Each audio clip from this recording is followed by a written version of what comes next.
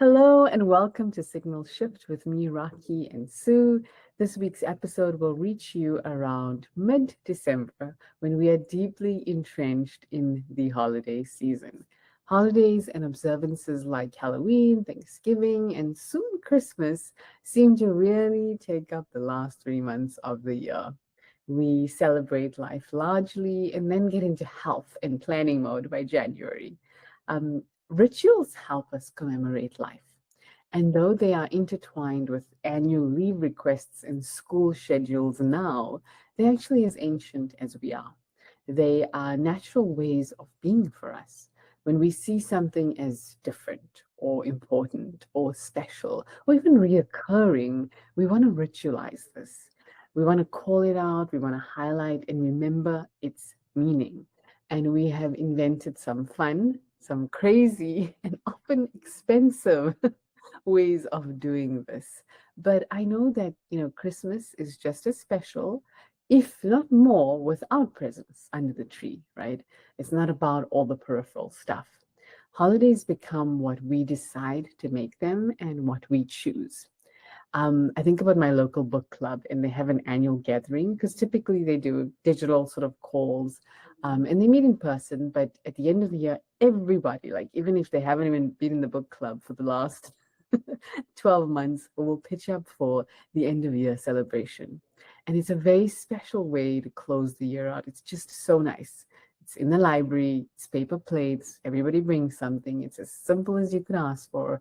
But it's just something about that fact that everybody pitches up because they simply want to see each other connect and they show appreciation for other thinking minds. So, what does the future hold around holidays, rituals, and the type of meaning we are going to assign to them in the future? We've spoken a lot about values, we've spoken a lot about meaning over many different things and many subjects over the last few weeks. So, Sue, what is your signal or your observations in this regard? Thanks, Rocky. And this has to do with a ritual because we just actually passed Halloween not too long ago. We're in the thick of this holiday swing. And I saw in a couple of news sources that in celebration of Dia de los Muertos, there was an inclusion of pet altars in many places. And in Los Angeles in particular, there's the Wallace Annenberg Pet Space. And they offered a public celebration that allowed visitors to contribute to the pet altars with a framed photo of their loved furry one. And it included a mariachi band, other family-friendly activities. And that was just one example. There were articles all over the country, really, of institutions like zoos or animal shelters that were creating these public spaces for remembrance. There were some articles, there was like an article in the Washington Post about one particular girl who wanted to change her family celebration of Dia de los Muertos by including their cat who had passed away. So it was just an interesting way that rituals were changing. And yes, I had to bring it back to pets. I felt like we hadn't talked about it in a while. So this was really thinking about just this broader ritualization of recognizing pets who have gone and remembering them. And as humans are developing, stronger bonds to their pets, as we've talked about so many times, how have rituals changed around the death of a loved pet?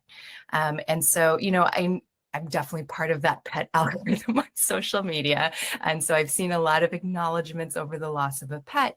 But in actuality, at least in the US, if your pet passes away, you, in many states, can bury them in your backyard, right? Or something like that. But in other countries, that's not legal. And I read recently in Korea, for instance, it just seems awful as a pet owner that their remains are considered waste. So it's illegal to bury them. You have to dispose of them in a garbage bag, which just seems unthinkable. I mean, when I was reading this, I was starting to cry, just thinking about that. So my signal is actually very recently, there have been in a couple of countries, municipalities that have recently changed their laws, not just to bury pets, but to bury them with their humans. And in a lot of cemeteries, I know in the US, that's not legal as well. And so in Australia, there was an article from this past summer that the states of New South Wales and Victoria are now allowing pets to be buried in family plots. Milan, Italy also passed a law back in 2022 that allowed this. And in the summer, this past summer was the first time they used it to have a human and pet burial together. So in Korea, where I was just talking about this, in many places it's still illegal and they have a lot of regulation to go through, but there are more places that are allowing even just funeral services to happen. So they have now created urns for them. They have like the special kind of hanji paper wrapping with them, and they offer funerary services.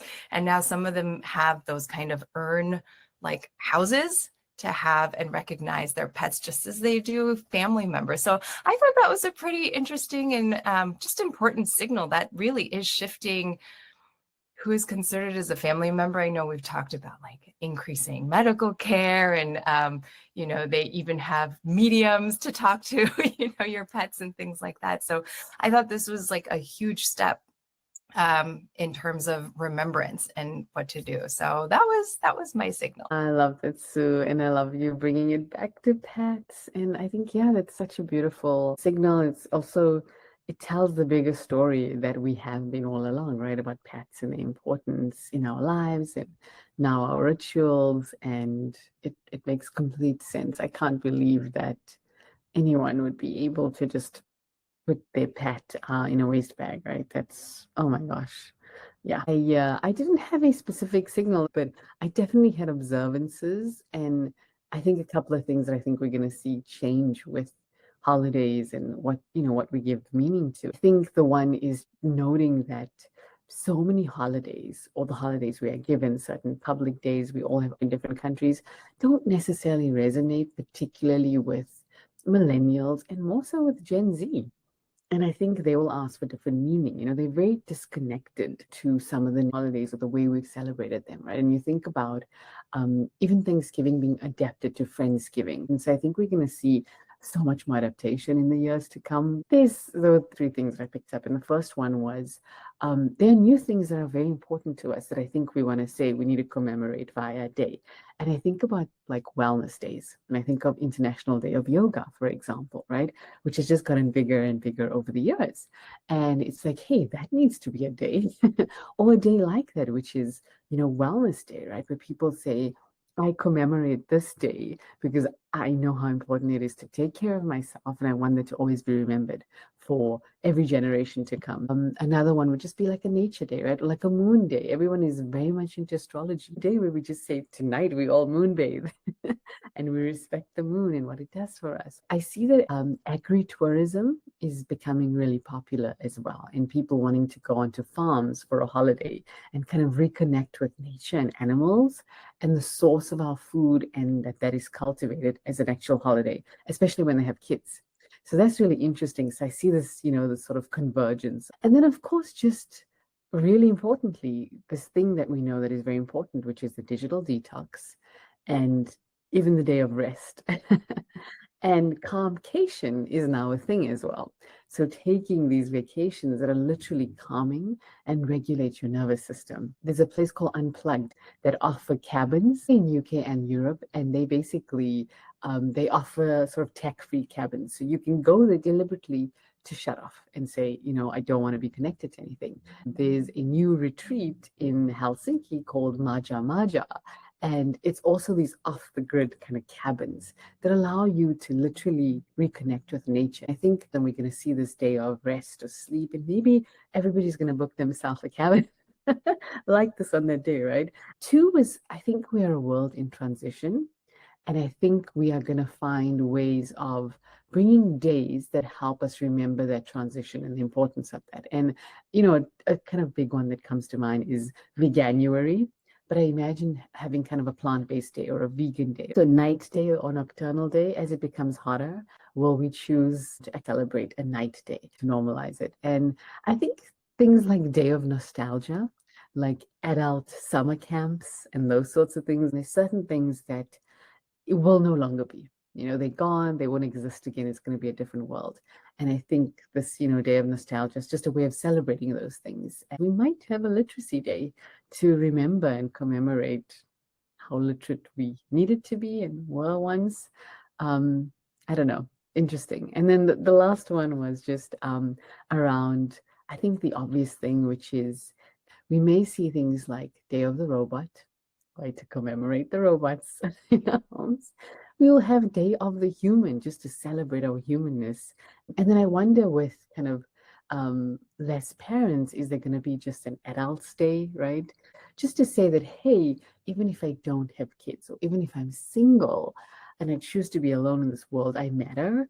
And there should be a day celebrating that, and it's okay for anyone to choose that lifestyle as well. Those are some of my thoughts. Yeah, those are great. I was thinking, I think we've talked about that before, right? Well, we've always talked about like a humans only space, and the further we get into it, you can clearly see a possibility of like, this is going to be a day of remembrance when there was humans only on this planet. It made me think about just the observation of how social media, how much it has changed our rituals because more people are onto them. So one example of what you were talking about, even with the recognition of just Adults Day or something like that, there was an article about how, this tradition of holiday cards has generally been like families or maybe even couples, but single women, younger single women have just taken it as its own brand of like the ways that they're using the holiday card. There was some really great ones of like newly single women using it as essentially like a dating card for their friends to give out to, eligible bachelors they may know, for instance. And just like as a very clever, fun way to say, this is me, this is who I am, and I'm like, I should be recognized for me, right? So I thought that was really, really interesting. I think a couple other things though are just the general observance of what social media has done to our daily rituals too, because I was even looking for just how quickly rituals have been changing, and I couldn't find any specific data on it, because it's like you were saying, it's just these kind of informal observances or informal rituals that we have. And I feel like every day there's a new ritual on TikTok or on YouTube or Instagram that people are going viral. Like, this is the new morning routine you need to have, or these are the new words you need to say. Just all of these different things, And I think one of the things we talked about was literacy and how this is changing digital literacy. And yeah, it just made me think, just taking a step back for social media, just in the older days, and you can see this on like any 80s era TV show, right? Like how the family gathers at the breakfast table and you have the parents, the dad or the mom or both, they're reading the newspaper, or after dinner, they get back, they're in the living room, they're reading the newspaper, right? And that was the major source of news. And now it's just every single person of a certain age, the minute you wake up, you're on your phone, you're scrolling. At dinner, you're scrolling, you're just scrolling, right? And so you're just passively consuming news at this space. And mostly all the surveys I've seen from Reuters, from Pew, have just confirmed that this is the way people are consuming news now, right? There's no like confluence or like coherence around how we're getting the news. And that made me worry, just from a ritual standpoint, of like, we're all separately having these algorithms tailored to ourselves to find the news. So we're not even talking about like a centralized anchor of news stories, even at your own dinner table. So how can you go out in the world and start talking about this? So I did think like that's a convergence with the humans only narrative you're talking about. Like, there is a movement for people to do digital detoxes, to actually go read the newspaper and talk about it. There's areas for community space. Even online now, people are trying to figure out community gatherings to really kind of filter through what's important to them as a group and to refine their values, which I think is just going to be more important the further we get into tech and even AI starting to filter and curate the news for us too. Whenever they showed women at hair salons, they always had a magazine, and they were flipping the magazine. And, that's just, it's a world away for young people now. Like, oh my gosh, it's ancient.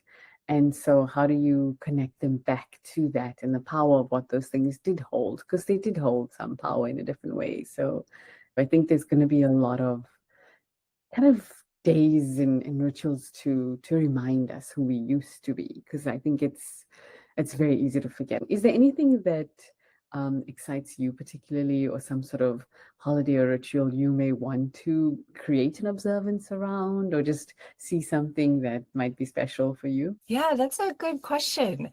Yeah, I think the first observance is probably something like you were talking about, like this connection between nature and humans. I mean, there was an article that just came out about, I think it's in Finland, that they created basically a rewilding of a daycare center, which increased immunity and just overall human wellness for these kids as they grew up. And, you know, having something like that to remember all the benefits we have as we become just, yeah, further glued to our desks, to our devices, like all of those things, I think would be just a great way to remember. And then hopefully a way, not, yeah, hopefully a way to actually include it in your daily rituals, not necessarily like one observance for the year, but just like all these other daily rituals, how do you include that every day? I think that will be important. And then I think, as we were just talking about all of the social media, I think, you know,